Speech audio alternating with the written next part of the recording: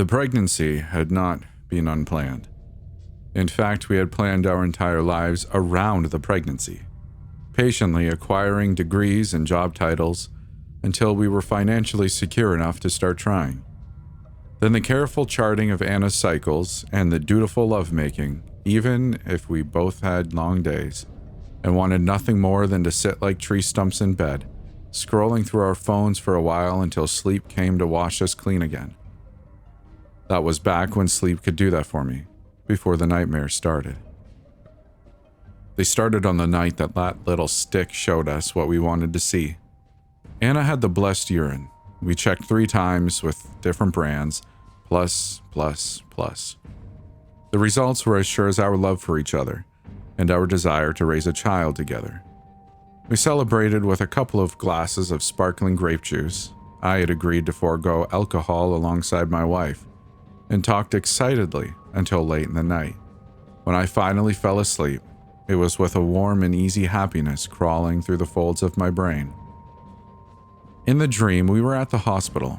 A cadre of doctors and nurses were fussing over Anna as I stood by her side, holding her hand and encouraging her. She was drenched in sweat and had a distorted look on her face, as though experiencing a pain unlike anything I had ever known. I realized that she was crushing the bones in my hand and tried to pull away, but couldn't. One of the doctors put his hand on my shoulder and smiled. Only it wasn't really a doctor. It was my father, who had died of a stroke some years before. "It's okay, son," he said. "That's all perfectly normal. She'll be fine. Try to see this moment for the beautiful thing it is." I turned back to Anna. She didn't look okay. "Get it out of me!" she screamed. I looked down at her swollen belly and saw the child writhing around beneath the hospital gown and the layers of my wife's flesh. "Sir," came a sudden voice from behind me. "I'm afraid you'll have to come with me." The voice, I knew, belonged to Stephen Hartley, the police officer who had caught me smoking a joint when I was a teenager. The passage of time seemed to have left him physically unchanged since that day, and his humors hadn't improved either. He looked as stern and serious as ever. I stepped almost unwillingly towards Officer Hartley, and then we were outside my house, looking up at the stars. "You know what you have to do," he said, handing me a massive knife. "Stab it in the heart." And he walked off into the darkness. I stood looking after him, into the impenetrable night. There was something out there, I knew, just beyond the reach of the porch light. It was slowly pacing the perimeter of the property, growing bolder as my wife's pain increased. As I turned the knife over, feeling its terrible weight in my hand, I heard Officer Hartley howl out for a brief moment before being suddenly silenced. "It's going to come for us," I thought. "It's going to devour Anna and our son. I have to kill it." I gathered my courage and stepped off the porch, but a scream coming from the house turned me around in an instant. Then I was inside, where my wife lay panting on the couch. She was naked now, and her stomach had been growing hideous blisters, translucent yellow, filled with fluid and swelling up and down like something breathing. "Cut it out," she said through a clenched jaw. "That's what the knife's for. Cut it out and kill it. Please, it hurts so much." I knew then that I had to kill my son, and fast. If he was born, terrible things would come to pass, not just to me and Anna, but to the world. A tremendous evil would spread out from my house like the first cells eaten by cancer. My son's henchmen were waiting just outside, ready to be unleashed, like rabid dogs with a deadly and unquenchable thirst. The knife was cold, and I felt its chill run through me. "Quickly!" shouted Anna. When she opened her mouth, a trickle of yellow ooze accompanied her command and ran down her chin and onto her breasts. Her belly stretched grotesquely as something inside struggled to burst through it and be born. My son, I thought, unable to move. I can't kill my own son, but I knew I had to. Suddenly there was a tearing sound, and a creature emerged through the ripped flesh of my wife. Dripping with placenta and gore, it was a monstrous thing, with an indeterminate number of legs, all of them covered in thorns. Some like tentacles, some with hooks on the end like an insect or pinchers like a crustacean. A bony tail like a human spine twitched maniacally, and on top of it all, where the head should be, was what looked like a ball of hamburger meat, perfectly round with a single hole in the center. I gazed into that hole in shock. It seemed to lead to endless depths. My son, I thought. A monster. This monster turned its hamburger head to face Anna, and I watched, still unable to move a muscle, as it sucked the flesh of her face into its hole, like some hellish vacuum cleaner, until there was nothing left but a naked skull with 2 exposed eyeballs rolling around uncontrollably. Next, the creature brought up one of its legs, one with a pincher at the end, and squeezed Anna's skull. What remained of my wife's head cracked open like an egg, and her brains came pouring out like yolk. The evil beast turned its hole in my direction and spoke to me in a slithering hiss. "Come here and give me a kiss, Daddy." It was easy enough on the first night, when the prospect of my imminent death jolted me awake, to write off the nightmare as a weird bit of subconscious drivel. Anna was by my side, snoring gently, pregnant with the child that we both wanted with all of our hearts. That was the truth. When it happened again the following night, it was almost the exact same way. I again dismissed it as just the jitters that all people who are about to become parents for the first time must face. On the third night, I got up and poured myself a drink, violating my agreement with Anna. I asked myself, "Do you really want this baby?" And at the time, it was still an easy question to answer. Yes, unequivocally yes. During the second week, I started entering search terms into incognito web browsers that I never imagined I would be typing. How to talk to wife about abortion, things like that.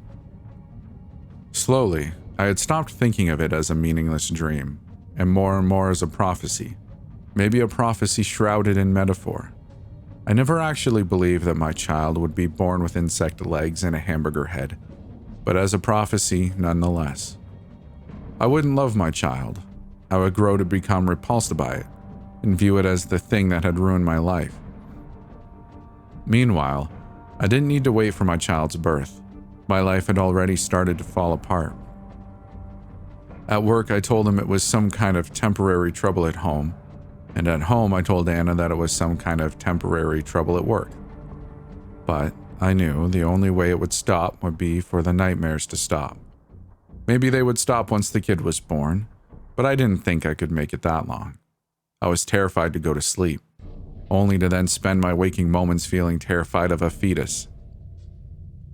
I began researching dreams, where they come from, what they meant, and most crucially, how to stop them. That's how I found out about the in-dream hotline. It was a post on a forum dedicated to people who had recurring nightmares. I had started visiting this site because it was a small comfort to know that there were others out there like me, people who couldn't stop their nightmares from having real-world consequences. But more often than not, I left the site feeling even deeper despair.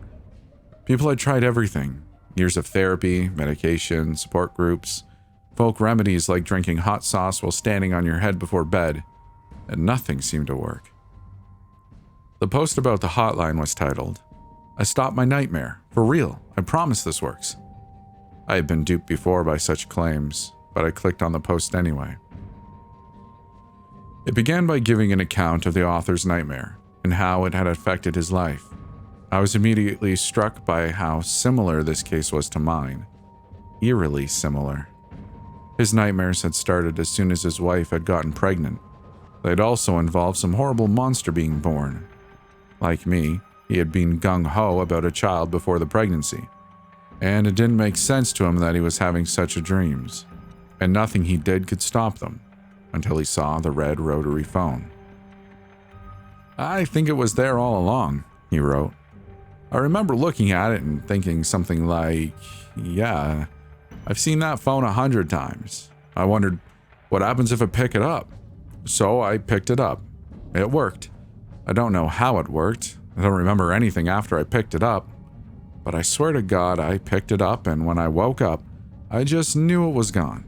The nightmare was gone, and sure enough, next night I go to sleep and it doesn't come. Best sleep I've ever had. I woke up feeling refreshed and excited all over again about the baby. It's been a year now. We've got a healthy baby boy, and I could not be happier. Sure, I'm not sleeping so great these days, but for different reasons. And today I was looking at Toby and thinking about what a miracle he is, and I remembered all of this craziness. This place offered me some support when I was going through it all, so I thought I'd come back and share my solution. Maybe it won't work for everyone, but I swear to God it worked for me. Pick up the phone. As soon as I read that, I realized that the phone had been there all along. I could see it clearly in my mind, and I decided that the next time I saw it, I would pick it up. That night, the dream started as always and progressed as always. Despite being through it dozens of times, it never got easier. I was always swept away in the tide of terror. During the course of it, there were slight differences in each iteration, even though it always led to the same place. This time, for example, it wasn't Officer Hartley who called me outside the room. It was Father Green. Same knife as always, though. "Take this blade, my son, and purge a great evil from the world," he said. We were in the hallway of the dorm where I lived in college, where I had first met Anna, but the hallway stretched on too far into the void.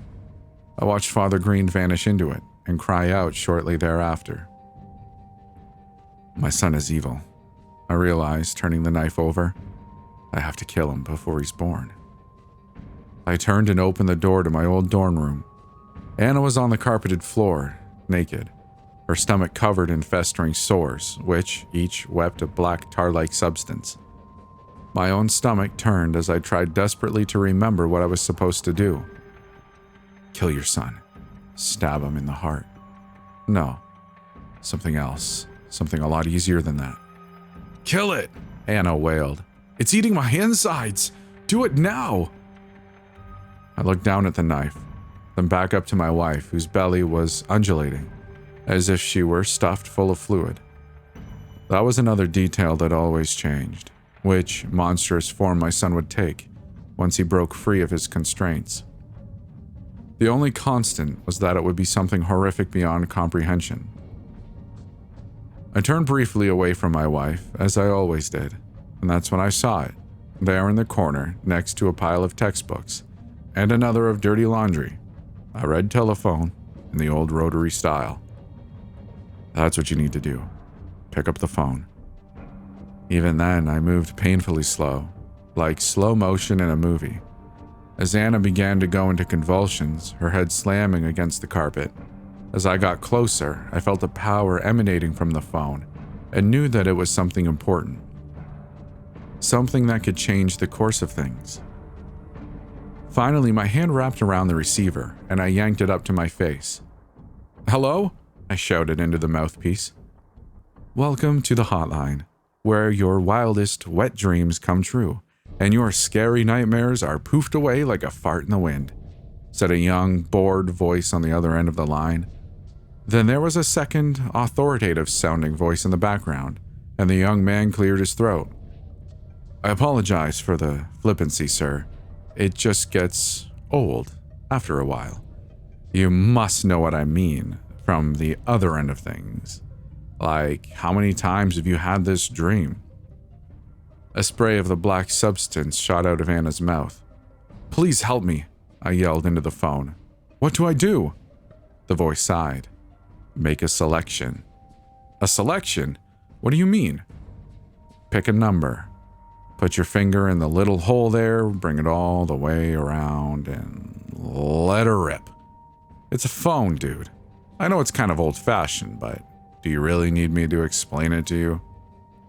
"But what number do I pick?" "Wish I could tell you, bud. But that's a decision you're gonna have to come to on your own. But don't sweat it. It'll work out just fine. I mean, it usually does anyway.